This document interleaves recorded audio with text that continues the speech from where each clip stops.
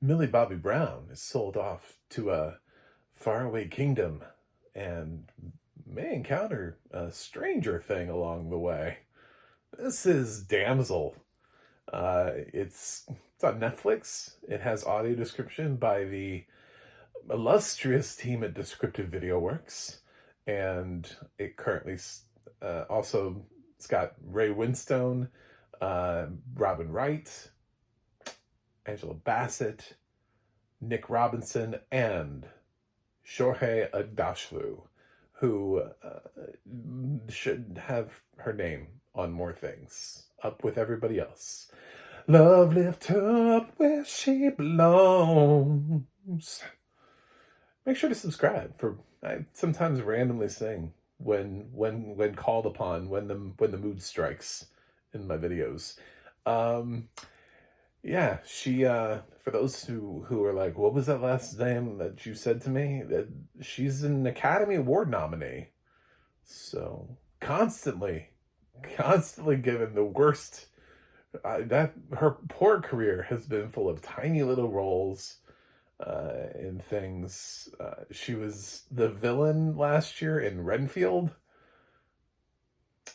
So if you remember Renfield, you saw her. She just wasn't Aquafina, who's not nominated for an Academy Award.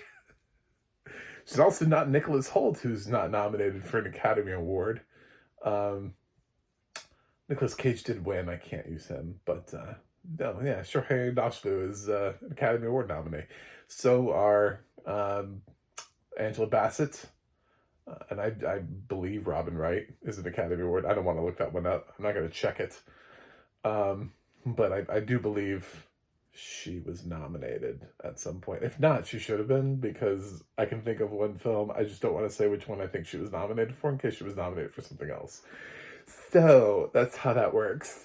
Damsel is a movie about she's just not, I don't know, she's kind of a princess. She's the older of two sisters. She has a younger sister in this. And she has a stepmother played by Angela Bassett, and her father is Ray Winstone. And so Millie Bobby Brown has to go out into the world because her dad is making some sort of weird deal / partnership with another kingdom that's bigger than his. And the idea is that they're uniting the families, which turns out to be bullshit. We meet the other queen, Robin Wright. And I think I got that right. If I mixed Angela and Helen back and forth, my bad.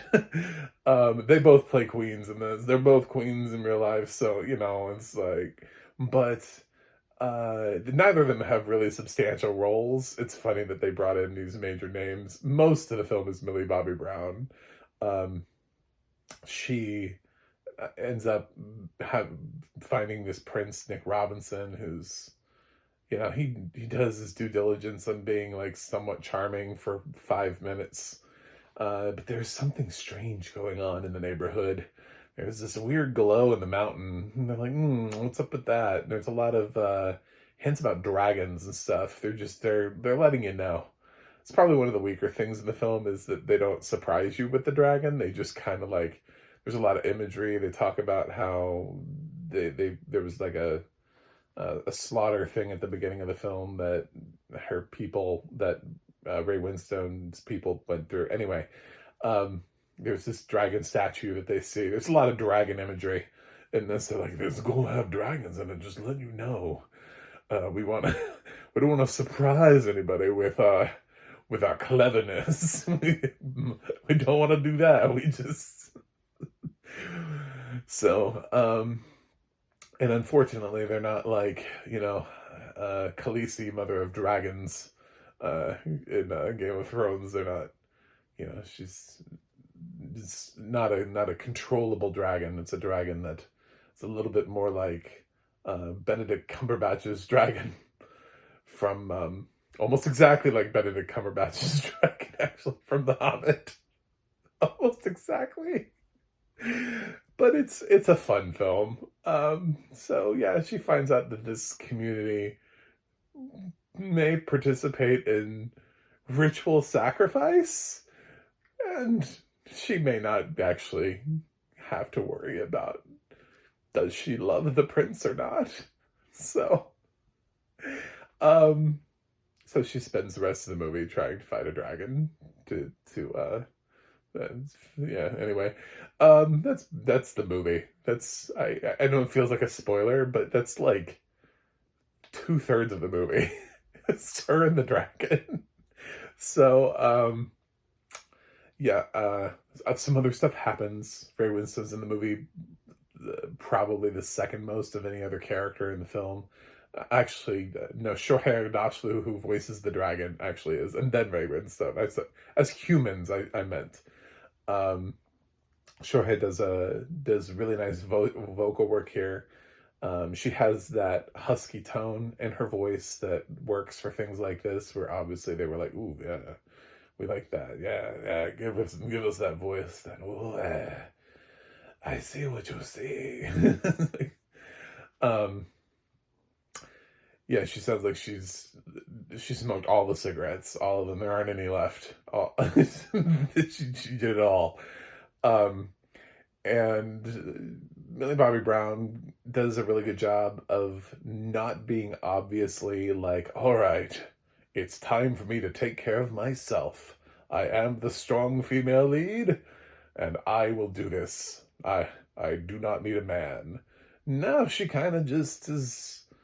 I mean, she does kind of what anybody in this situation would do. If this was gender flipped and this was just like a dude, like who really didn't have any night training, was just sort of like a young boy who, I don't know, it would just be about the same. I mean, there really isn't anything here that's like, oh, God, she's just so, this is just so woke. It's like, it's not really woke. She's not really that, she's not really that badass. She's just mildly intelligent and puts things together and figures out how to survive. I mean, she does get injured a couple times, and yeah, she's just trying to survive. You could gender this character any way you wanted, and it would play exactly the same. It was just there's nothing about this character that's like, oh no, we've ruined it. She doesn't need men anymore. This movie's trying to say something about men. It's not trying to do anything. It's follow the plot. Follow the plot of the damn film, and you'll figure it out. It explains it all for you. It's from the director of 28 Weeks Later. It's taken the dude who directed 28 Weeks Later to get this big of a project again. He's got a couple other things on his list. I don't know what they are. So this is the biggest thing he's done since 28 Weeks Later, which was like 16 years ago. What was that? It's like a long time ago. Yeah, so it's a solid film. I really enjoyed it. Millie Bobby Brown's great. The rest of the supporting cast is fine. Underutilized for the most part. It's really, like I said, Millie versus a dragon. So that's the core part of the thing. The movie moves really well. It has some really inventive ideas. I don't know what the visual effects look like if you're excited and you're coming here and you're like, oh, this movie looks terrible. I've heard it looks actually pretty good. I've heard there's a couple scenes where it looks like the background is green screened and CG'd in, but that the dragon herself actually looks pretty solid. And even some practical effects in there. So, which there should be, because there should be some makeup work and stuff in here that you'll see. Anyway, it's a lot more fun than the critics are thinking it is. It says like a 40 something on Meta and 6.1 on IMDb right now. So it deserves better than that. I'm sorry, it just does.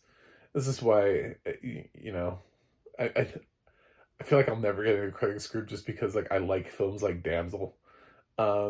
It does do a little bit heavy. I would have preferred not to have so much dragon imagery thrown my way. I think it'd have been cool to discover the dragon, but the film won't let you do that. So I don't know. I don't mind like mentioning it in my review because the film is so. I mean, I'd be concerned if somebody didn't think there was a dragon in the mountain. I'd just be at this point. I would be. I'd be like, do you answer those emails about to Nigerian princes and help them out too? Like, are you? Do you what? What else don't you pick up on? They're they're pretty heavily focused, even in the audio description, on dragon imagery in this. There's like a coin with a dragon on it. There's a lot of dragon imagery in it. So it'd be really weird if there wasn't a dragon in this. That would have been the spoiler, actually. If they had done all this dragon stuff and then she goes in the cave and it's a panda. I'd be like, I'm not spoiling that. Just leave me out of that one. But yeah, so I recommend Damsel. I think the audio description here was done really well. Unfortunately, it's at one of those points. I got descriptive video works out of it. It's the point where Netflix is like, would you like something else? Where my screen reader comes on. It was right in the middle of them telling me who did the narration. So I don't know. Nothing I could do about that either because it's always going to, you know, and I can't play the film without it because I can't navigate the screen to get to the film. So anyway, someone narrated this, and you did a good job because I like the narration, I like the written narration. I thought it did a really good job of the written description, describing the area where they are, the costumes, the dragon. Lots of description of the dragon and what the dragon looks like, and the action scenes, and when people get attacked, and the leftovers of bodies, and just all sorts of things. This is a cool film. I highly recommend Damsel, but just as a I mean, this is not going to win awards, but it's definitely one of the better films I've seen from 2024. So I'm gonna give Damsel a B plus. I enjoyed this. I'll remember it at the end of the year. This is one of those films where I'll be like, oh yeah, yeah, I like Damsel.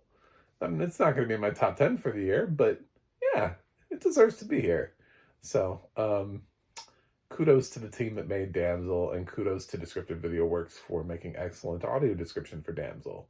Will Damsel's audio description make my final 20? It might. It's worth it. Yeah. Anyway, thanks for watching. Thanks for subscribing.